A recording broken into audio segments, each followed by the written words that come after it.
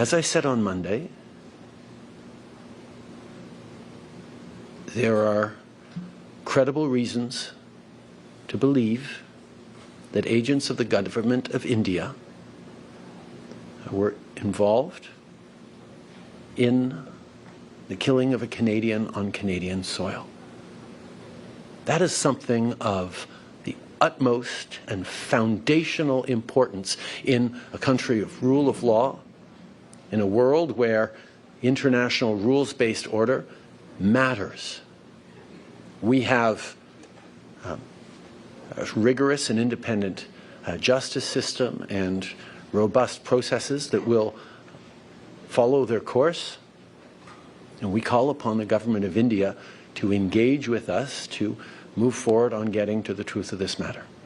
Hello, Mr. Trudeau. Mackenzie Gray with Global News. So far, none of the U.S., UK, Australia, or New Zealand have echoed the allegations about India. We know you gave a heads up to some of those world leaders. Did you ask them to publicly condemn New Delhi? As a country of the rule of law, we have an obligation to ensure that those processes unfold in a rigorous and independent manner, and that is what we are ensuring. At the same time, we are ensuring that Canadians stay protected and that we stand up for the international rules-based order. That is something that we are doing, and it's something we are doing alongside our allies. But so far at this point in time, you seem to be alone in echoing these allegations. Are you concerned that Canadian allies have not gone nearly as far as you in this situation? We're standing up for the rules-based order. We're standing up for the rule of law. We're highlighting how unacceptable it would be for any country to be involved in the killing of a citizen on their own home soil. And that's something we will continue to stand for. Prime Minister, since you made your statement in the House of Commons the other day, some of the reactions, some of the conversation's been about the quality of the evidence, how much Canada has. You said it was credible. Can I ask you to characterize it just a little bit further about how extensive it is, how solid it is, and whether you might ever share some of that with the public? So how extensive is this evidence?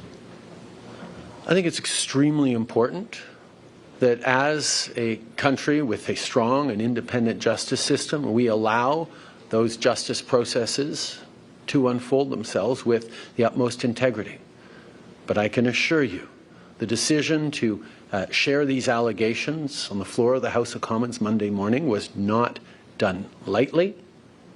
It was done with, or Monday afternoon, was done with the utmost seriousness. Nous avons un système de justice rigoureux qui va suivre les étapes requises, mais je peux vous assurer que la décision de partager avec les Canadiens ces allégations extrêmement sérieuses lundi après-midi n'a pas été prise légère. I mean, if I understand correctly, are you suggesting that the evidence was extensive? Is that what you're saying? I'm repeating what I said on Monday afternoon, that there are credible allegations that we need to take extremely seriously as Canadians and indeed as a world.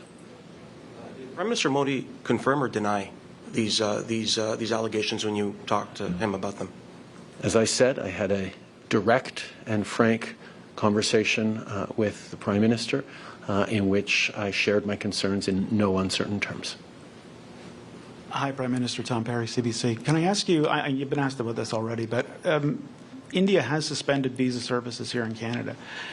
Are we going to reciprocate? Are you going to take some kind of action, tit-for-tat action in this? We call upon the government of India to take seriously this matter and to work with us to shed full transparency and ensure accountability and justice in this matter. We are a country of the rule of law. We are going to continue to do the work necessary to keep Canadians safe and to uphold our values and the international rules-based order. That's our focus right now. And when the two Michaels were taken into detention by China, you were quite successful. Your government was quite successful in rallying international support for Canada. It seems that countries are less eager to take as firm a stand on India. Why do you think that is? In the situation of the two Michaels, Canada grounded itself in the rule of law, in our values, in upholding our international treaties and obligations, and demonstrated that as a country of the rule of law, we will remain anchored in it. That's what we did as a country, and that's what we do on the international stage, whether we're standing up for Ukraine or emphasizing the importance of the international rules-based order in other contexts.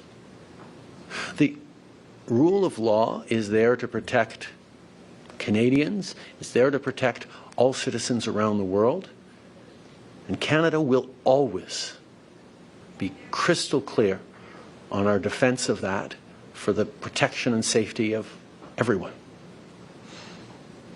Hello, Prime Minister. Joy Malbon from CTV. I've got a question for my colleague in Ottawa, and I have another question about Ukraine. But first, can I ask you a couple of things about India?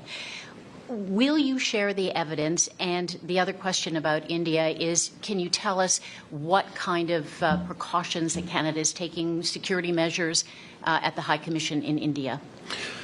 First of all, Canada has a rigorous and independent justice system that we trust to follow through the processes. As a country of the rule of law, we will ensure that those processes are strictly abided by and respected. In terms of safety in Canada and safety of Canadians, we always take the safety of Canadians extremely seriously, whether at home or overseas. I can assure everyone that Canada is a safe country. I continue to call for calm and for Canadians to remain true to who we are, open, respectful, grounded in respect and trust in our institutions and our law enforcement and justice systems.